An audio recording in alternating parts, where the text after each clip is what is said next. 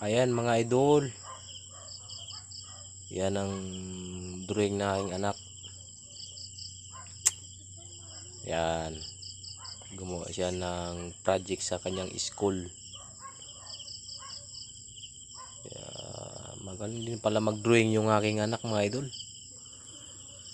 Proud ako. Hindi ko kaya yan. Dati kaya ko nung ako estudyante. Kaya ako hindi naman estudyante. Ang alam ko naman ay drawingan lang.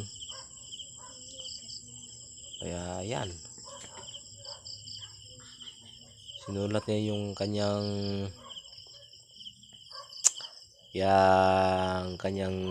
pangalan ba.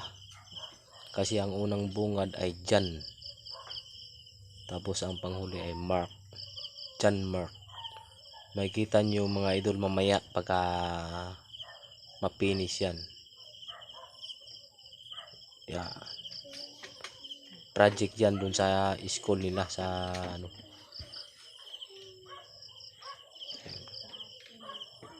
mamaya natin malalaman yan kung anong niyan mga idol.